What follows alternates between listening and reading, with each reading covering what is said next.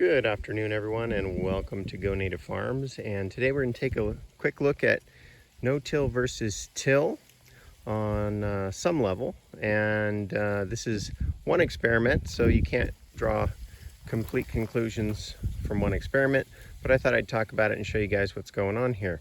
So if you see these beautiful red okras, these are about 5'8".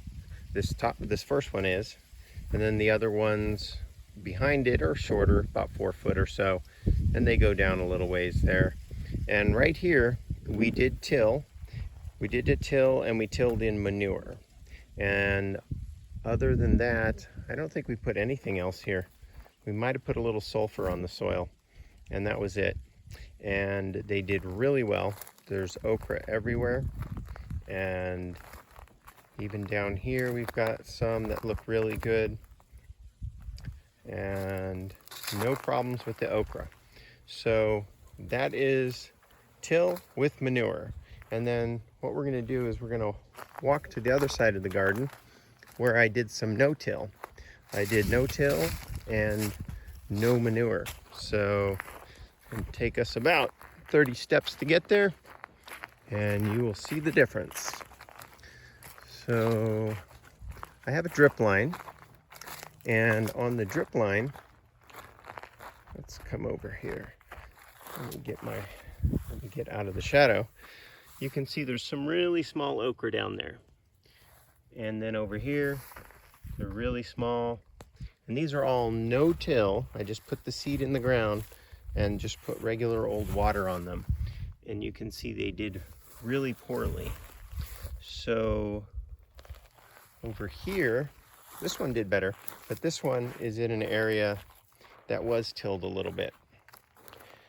So those guys right there are, let me see, we might have a couple more. Oh yes, there's one. And then right here, we have 2 more. All right, and then when we get over here, in this section, you can see the drip line runs out that way.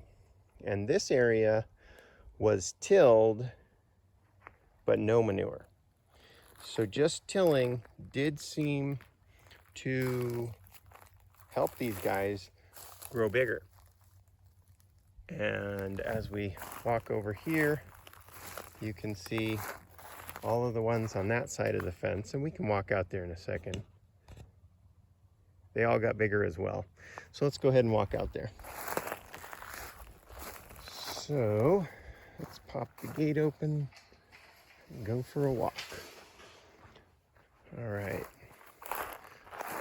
So once we come over to this section, once again, all these that you see here are tilled with no manure.